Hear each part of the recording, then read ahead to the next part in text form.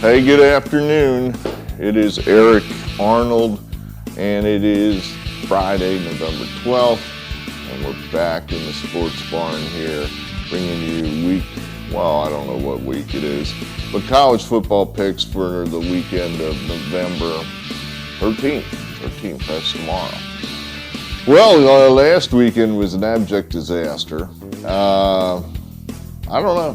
It just not happening right now. We had gone so well from, say, the middle of May with baseball all the way through to the end of the season. And even then, in the beginning of college football season, we were doing okay. And then the last 3 weeks have just been shit, just complete shit. Our record is now just about back to 500. I think it's officially 89 wins, 84 losses. I don't know. I looked at that and I'm kind of like, well, I almost think it's worse than that. And I didn't go through it really, really carefully to see if I made a math error. So we'll just go with what the spreadsheet says. I mean, spreadsheets are supposed to be foolproof, right? So we'll go with that. And so we'll try to do better. I think we've got better picks this week. We have 40 picks for you. We're not folding up here in the sports barn. Failure is not causing us to fold up. We're going to double up because why not? Why not? Hey, Lita, I mentioned that this is a 10-year program. We're still trying to iron the kinks out of our system. It's definitely has some things that need to be worked on, but we have a model. We're still trying to hone the model. This week, what we've done is we're trying to incorporate the move of the market, if you will. Money moves. Early in the week, I think that's when the people that know what they're doing bet. So I'm trying to follow what money is being bet early in the week. Where's it going? How's the bookie react to that money? That kind of thing. So we tried to incorporate that as another guardrail into our model, because I know there were some games that last week where I'm looking at what I picked and I'm just watching the numbers and how they're moving, and I'm thinking, well, I'm all by myself on this one. No one thinks this team's going to win, and more often than not, they were right that my team did not win. So now we're trying to it's hard to say that, what you're trying to find is the smart money. In other words, you don't want to be with the public. The public's not always wrong, but I would say they're usually wrong more times than they're right. So there are times you can get with the public and win, but I think more often you want to be with the bookie or the smart money. So that's what we were trying to do. We're trying to find somehow we can get in there with the bookie and I know there was a game on Sunday, to give you an example, where I was, after the ass beating, the ass raping that happened Saturday, I was like, man, I have got to figure this out. We're doing something wrong. And I watched the money move on the early NFL games. Yeah, it was an early game. And I noted one where I just thought, the money is just pumping in here on the Dallas Cowboys. Just everybody wants the Cowboys. And the way the bookie is moving those numbers, it's almost like the bookies are just saying, yeah, give it to us. Bring it on. Give me more Cowboy money. Give me more. Give me more. From, the data I was looking at, and there are websites out there. I think one that's called pregame.com.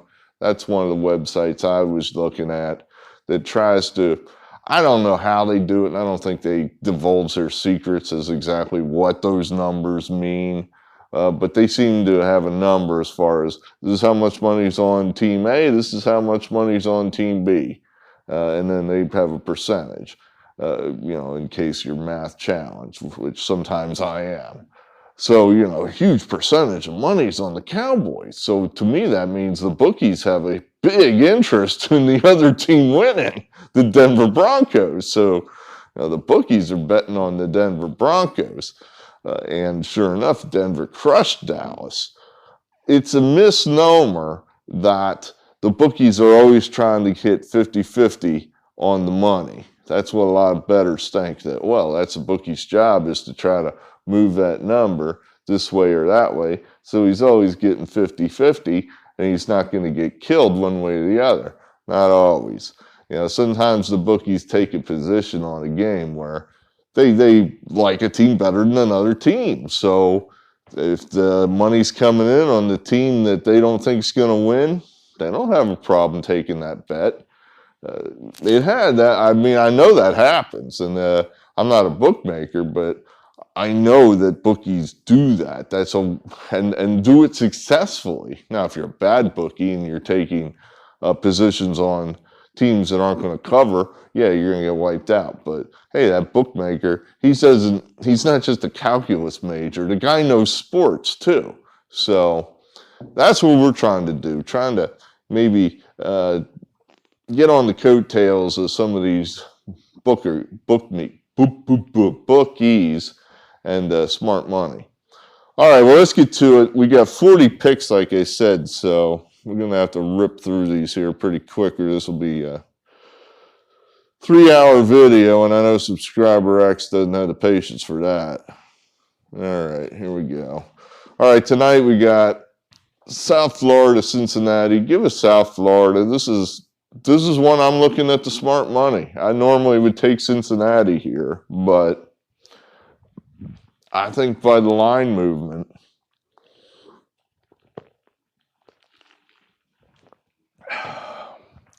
people are looking at South Florida. These games are generally pretty close between these two teams. I'm starting to think there's something to home teams in the middle of the week, because generally my model throws out visiting teams for whatever reason. I believe that, generally speaking, home field advantage is overrated in probably sports in general, but especially in college football, college basketball. So, here the model comes and it wants to play all visiting teams. Well, during the week, maybe, you got a home team there. Maybe they're getting a few extra fans in the stands because this is a nationally televised game. And by that, I mean, it's one of the only games on TV. They're all nationally televised now in the era of 3,200 cable channels. Everybody can watch anything, but that doesn't mean they're going to, because on Saturday there's 10,000 other games that are better than this one, so no one's watching it. But this, like a game tonight, this is one of the only good sporting events on, so probably a lot of people are going to watch this game. Like last night, everybody watched that Pitt, North Carolina game. If you're not an NFL fan, if you're a college football fan, that's what you had. You had the Tar Heels versus the Panthers. And what a great game it was. But at any rate, so I'm thinking the home team, that could be like a team like South Florida that's been terrible. It's not going to a bowl game. Their season's essentially over. This is their Super Bowl. Friday night TV, they don't want to get embarrassed. They want to play hard. If not well, they want to play at least hard, and sometimes that's 3/4 of the battle. So, long explanation, and we got 39 other games to go, but this is, we're leaning here South Florida. Then into Saturday, Kansas State, West Virginia. Kansas State, that's such a good home team out there. We're going to go there. I think that's just basically what we're looking at. Kansas State at home, and we're going to take them. Georgia State, we're going to take them over Coastal. Coastal's starting to drag here, and they're taking injuries. Their quarterback's hurt. I think Georgia State, I know I saw them play. Was it Lafayette? I think it was Lafayette. They played really well against Louisiana Lafayette, and I think Georgia State's a team that's not that bad. So I think they can hold this one close. Virginia Tech, Duke. Duke's terrible. Virginia Tech needs this win. Virginia Tech, I think, generally plays. They have historically had a decent home field advantage there in Blacksburg. course, a lot of that dates back to Beamer, Frank Beamer, the great coach, who's now retired. But we're going to go ahead and say Virginia Tech does enough to win by 2 touchdowns over the terrible Duke Blue Devils. This is a game that, I don't know. This one, I think a lot of the money here is on Syracuse. The model liked Syracuse. I'm taking Louisville just because it's going to be really ugly out there tomorrow in the middle of the country. It's going to be cold and shitty.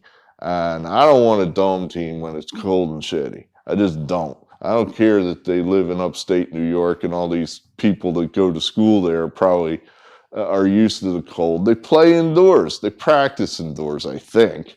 I don't even know if that's true, but I know they play indoors. So this will be the first time all year these guys have played outside in really bad conditions.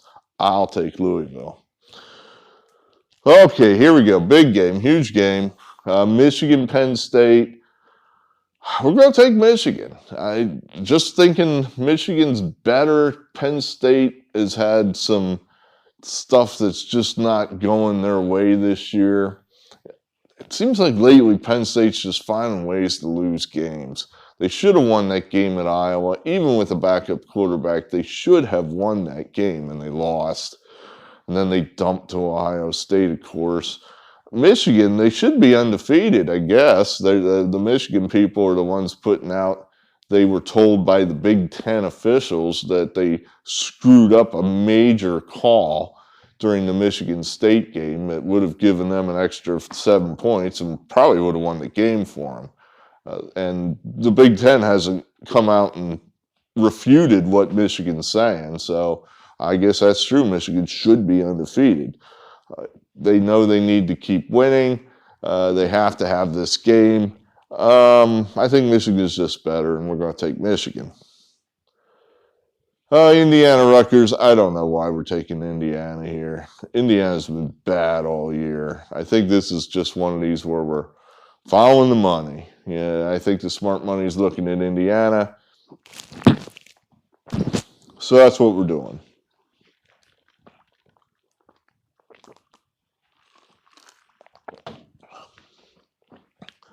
Houston, Temple.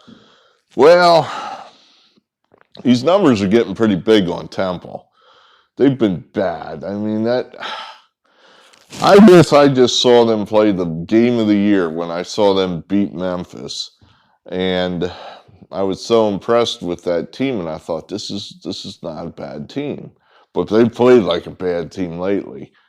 I think their main problem is they refuse to run the ball. Perhaps they can't run the ball. And they just rely on this pretty good quarterback. He's not great. He's pretty good. And that's just not enough.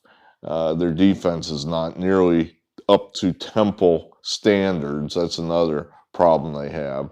The weather in Philadelphia tomorrow is not going to be terrible. I mean, right now out here, I would say you're probably talking mid-60s here in Pennsylvania. So Philadelphia tomorrow around 1 o'clock, it's going to be in the mid-60s. I think that'll be just fine for Houston.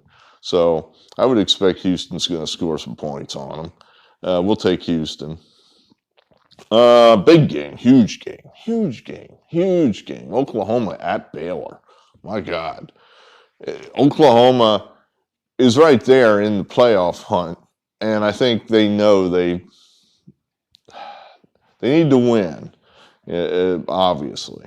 So I think they're going to beat Baylor. I don't know where Oklahoma's going to dump. They may not. I like that freshman quarterback, that play against Kansas to save their season. That just feels like one of those plays that you're going to be watching 50 years from now in some sports retrospective of the greatest plays of all time. In other words, that's Leitner hitting the shot from the top of the key to beat Kentucky. Duke should have lost that game. They should have never won their second consecutive national championship. But that guy makes the incredible play.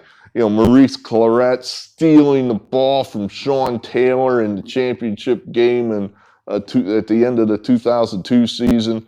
Great, incredible plays that enable a championship. And that just kind of has a feel where it could, propel Oklahoma further. That freshman quarterback really impressed me. I don't think they're going to end their magic. I think Oklahoma has more here. I think everything just flipped when they got rid of Rattler and brought in the freshman. So I kind of think that Oklahoma's got more here. We're going to take them. It's November. You play Wisconsin in November. It's Wisconsin kind of weather. They want to ground it. They don't want to throw. They want to play defense and run the ball. And can you withstand that kind of pounding? Probably not. So we'll take Wisconsin. East Carolina over Memphis. Memphis lost to Temple. That's all I know about that. So I think East Carolina's got a decent running attack, and we're getting points here. So we'll take East Carolina. I went back and forth on this one. Auburn, Mississippi State. I think we're just coming down with Auburn's just better. That's a cat. There's a cat. So we're going to take Auburn. Central Florida, we like them. I don't think that's a terrible team. They're getting a touchdown, so we'll take them. This is probably the only time all year we'd ever take New Mexico State. This is one of the worst programs in football, but Nick Saban generally holds people up in these situations. He generally will carry the opponent. He's not going to run tempo. There's no point. I've explained this multiple times, but we'll briefly cover it again here. Saban has no reason to beat the living hell out of New Mexico State. He just needs a W. He knows, if he wins 50-0, that'll be just fine. And that's probably what it'll end up being, something like 40 to 50-0. He has no reason to run the score up. He needs these tomato cans to come in. That's how he schedules. He always has these out-of-conference tomato cans. He tries to play one decent name school and then fills in the schedule, non-conference schedule, with tomato cans, then focuses on his conference schedule. So he embarrasses the tomato cans. Well, now it's going to get harder to schedule these guys. He's going to pick up the phone to the AD of New Mexico State and say, hey, you want to come into Tuscaloosa? And the guy's going to hang up on him. It's one thing to go get a paycheck. It's another thing to be a national joke and get a paycheck. It's pretty routine for teams to get beat 50-0. That happens every Saturday. But get beat 80-0? Now you're a joke. So he knows better. He's not stupid. So we like New Mexico State here. Minnesota, Iowa. I'm talked into this one by the money. I convinced myself I thought I saw smart money moving towards Minnesota. Minnesota generally has not been able to handle Iowa. Iowa is bigger, stronger. Now, at some point, Minnesota, I think the way they're trending, they're going to catch up because I think that Minnesota program is improving. I think Mr. Row Your Boat, P.J. Fleck, is a really good coach, and I think he's got that program moving in the right direction. And I don't know, the money kind of says, take a look at Minnesota here. I know they played like shit last weekend, but maybe that's the thinking that, all right, they're going to bounce off of that bad performance, and they're going to come out and play some good ball here. Iowa, now that they've taken a couple losses, they're not that special anymore. They're just not. So we're getting 5 points. Why not? We'll take Minnesota. I have no idea. These are two teams I really don't like much at all. Boston College, Georgia Tech. I guess we'll just go ahead and take the points with Boston College. Western Kentucky, Rice. I'm sure this is a model play. He kind of likes those mid favorites like that. Somebody favored somewhere between 2 touchdowns and 4 touchdowns, right around there. The model seems to like those kind of games. And I think it makes sense, and think about this. You're I'm basically a 3-touchdown underdog. You're definitely better than me. There's no question in that. Nobody's going to deny that. Your team's better than my team. So we're out there and we're playing. And now we're into the second half, and you're probably up a touchdown, maybe 2 scores, maybe 10 to 14 points. So I got the ball. Yeah, I've got to do some things. I don't just want to lose by 7 points unless we want to win the game. So we have to take chances. We have to do things that have, well, probably a relatively low chance of success. Things like doing onside kicks or throwing bombs into double coverage, shit like that. Well, that could work, but more likely what's going to happen is it's just going to backfire on us and the score's going to get away. Well, that's, I think, the thinking there, that for every time one of those high risk, low chance of success plays happening and working, there's probably twice that blows up in your face and the score goes whoop and it gets away from you. So that's kind of where we're thinking there. We'll go ahead with Western Kentucky. Utah, Arizona. Utah's been smashing people. They've been running. And we like teams that can run the ball. I think Arizona, they got their win last week. Now they can relax. Yeah, we're not going winless. All right. It's still a terrible team. And I think Utah is really on a roll here. A little worried that they might be peeking over the fence because they got Oregon next week. But we're going to say Utah just keeps doing what they're doing. I mean, as long as you don't get too complicated, if you peek over the fence, it really doesn't matter. Sounds like somebody's coming up the driveway. Well, FedEx is here. What would they want?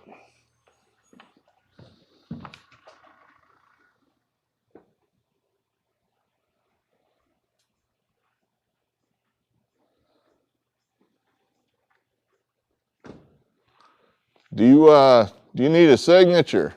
I don't know. I gotta check. Well, yell at me if you do. Sorry about that. All right, where were we?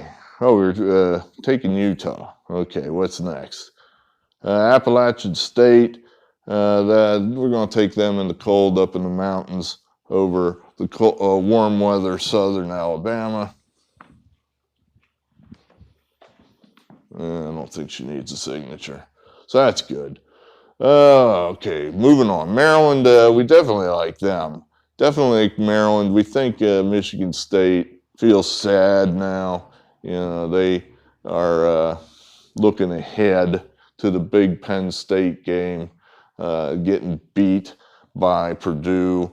And now, they're still in it, though. They beat us next week, us, Ohio State. I'm an Ohio State alum. So they beat us. They're still in it. I mean, they're definitely in it. So they know this. But, they're looking over the fence at Ohio State, I think. Maryland's pretty good. I think Maryland's going to cover that 13.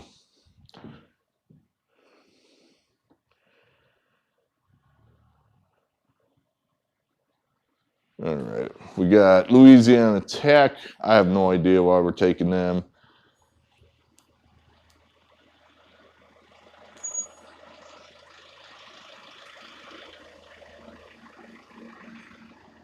We got Troy. Definitely like Troy, I think. I've seen them play well the last few weeks. Lafayette has just simply not impressed me at all. Seems like we've been on them all season, and they've kicked us in the teeth all season, so we're going to switch it up here. Old Dominion, got no idea why we're taking them, none. But we are. Now, Missouri, I think this is a straight weather play on Missouri. It is going to be cold in Missouri tomorrow. South Carolina very, very, very rarely plays outside of the South. That's a historical thing. The SEC, this is going back 50, 60 years. they never play outside of conference, especially late in the season. So for them, now that they're adopting a few of these Big 12 teams in, they're occasionally getting put in some places that they're not accustomed to. So we're going to say Missouri. So you're not used to playing in the cold. It's different. So we're going to take Missouri. Ucla, Texas San Antonio. They've been very, very good to us.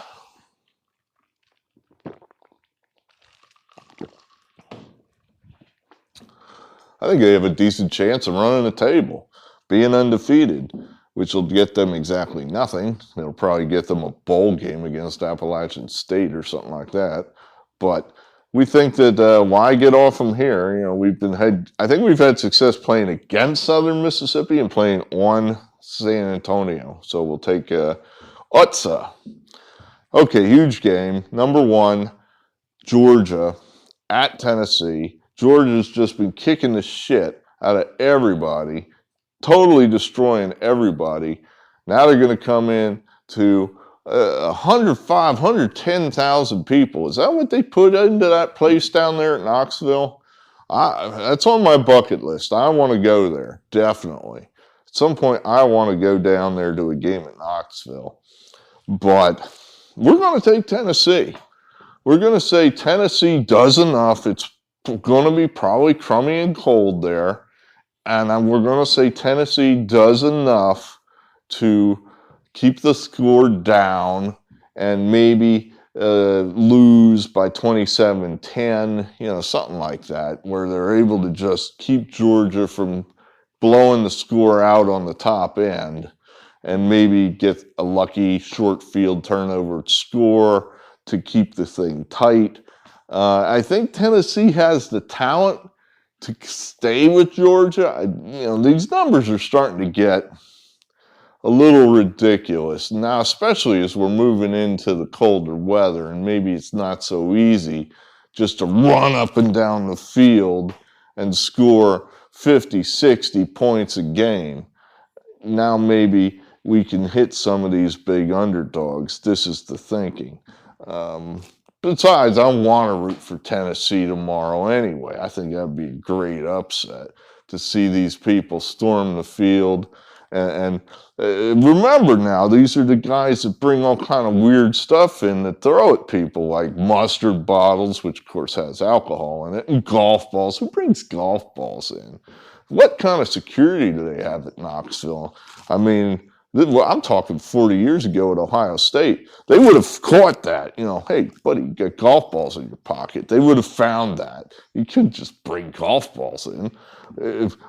For what purpose? I mean, you're not playing golf inside the game. There's only one reason that you have that golf ball, and that's to use it as a projectile. So, at any rate. Now, another big game, of course, is us against Purdue. I can't see this any other way than Purdue. This is a team that generally gives us trouble. We're laying 3 touchdowns to these guys? To these guys? Come on. I mean, come on. This team we have, I'm not that impressed with it. I'm really not. It's just doesn't feel. I don't know what to think of this team yet. I don't know that we've played one really good team and we lost. But that was early in the year, and I think our team's getting better. I want to see how we do when we play Michigan, because I think that's the best remaining team on our schedule. And then if we make the playoff, how are we going to do then? Sometimes teams that you don't think are that good suddenly become that good. That was when Ohio State won the championship in 2014. It's like, wow, we're going to play Alabama with a third-string quarterback? I don't think this is going to go that well. But lo and behold, we were actually really good. So I don't think this team is that good. But they could surprise. I just don't think it's going to be in this spot. This is just not their spot. This is a team. We're looking to Michigan. We're definitely looking to Michigan. So the next 2 weeks, I could see being trouble. And then they're both home games, and those are places particularly that we seem to, if we're going to step on our dick, it's usually at home. So really like Purdue here. Florida State, Miami, this used to be the game. This used to be the game back when I was growing up. And now it's just nothing. But we'll take Florida State. North Texas, UTEP, I'm hardwired to play against UTEP. I think that's a bad program. I don't know that much about North Texas, other than I've driven through there a number of times, and it's always under construction. They're always building stuff there in that Denton, Texas area. They're always building stuff. So I figure it's a growing thing. The campus is growing. I figure that means the college football program must be growing too and getting bigger and better. So we'll take North Texas. Oklahoma State, TCU. Oklahoma State, they seem to play some defense. That seems so crazy to me. They play, what? In the Big 12, we're going to play defense? I think just the fact that they do play defense will frighten all the other Big 12 teams, because that's generally the knock on the Big 12. They play absolutely no defense at all and enable them to cover. So we'll take Oklahoma State. Plus, it's a weather game. It's going to be cold as shit there in Oklahoma tomorrow. And TCU, they're from Dallas. So, we'll go ahead with Oklahoma. NC State, definitely like them fading Wake Forest after that gut-wrenching loss they had against Carolina. Wake Forest thought they were going to have that magical year where they do things that nobody thinks they can. Didn't happen. Now we'll say go ahead, NC State. Notre Dame, Virginia. This is probably another huge, massive, incredibly big game that nobody knows about. This is key for Cincinnati. They need Notre Dame. Notre Dame is now their henchman. It's their guy that goes out there, their hired gun, and smashes people for Cincinnati's benefit. So as long as Notre Dame keeps rolling, Cincinnati's argument looks better and better. We beat those guys. Point to someone else that beat those guys, and there is no one else. So we think Notre Dame is going to keep it going, not just because they want to help Cincinnati, but they just seem like one of those teams that everybody thinks sucks and is quietly, a really, really good team. So we'll go ahead there with Notre Dame. UCLA, Colorado, just seems like everybody in the world is betting on UCLA. So if everybody in the world is betting on UCLA, I figured then the smart money's on UCLA too, and we'll take them. Arizona State, Washington. Washington's coach is suspended for this game. We don't like chaos in the barn. We don't like dysfunction, and that screams dysfunction. So we'll take Arizona State. Oregon, we've had no luck at all with this team. I don't know, we probably shouldn't even be picking this game because, any answer to Private gives is going to be wrong, and the senior drill instructor is only going to beat them harder if we pick Oregon. But we're going to pick Oregon. We're going to say they, no coach at Washington State fired for refusing to get vaccinated. I can't talk about that. Oregon State will take them over Stanford. Texas A&M, Mississippi. What is the proper term there? Should it be Ole Miss? Should it be Mississippi? I've heard that Ole Miss is like a pejorative or something, or that dates back to the cancelable South. I don't know. Well, Ole Miss at any rate. I just don't think they're as good as Texas A&M, even though they're going to be at home. Texas A&M, they impressed me with some of their recent play, pretty well crushing Auburn, and then obviously beating Alabama. So we're going to say A&M's just better than Mississippi, and they're going to get it done.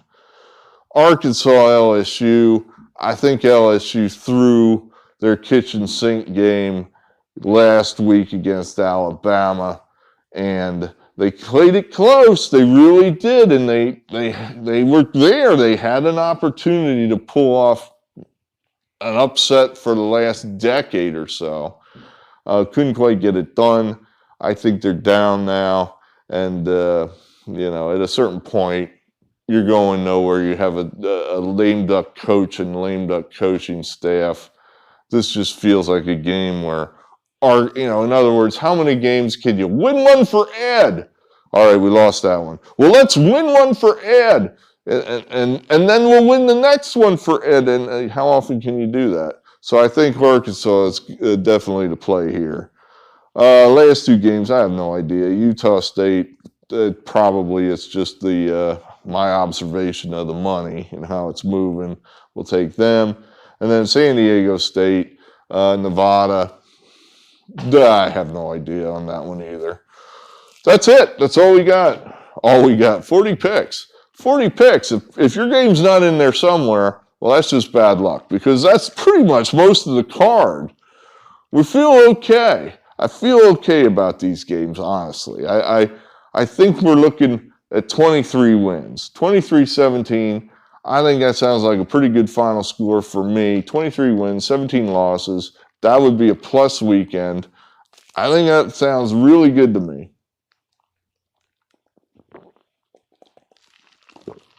Let's see what happens. Hey, hit the like button. You really don't have a choice anymore, do you? You used to have the choice of hitting the dislike button.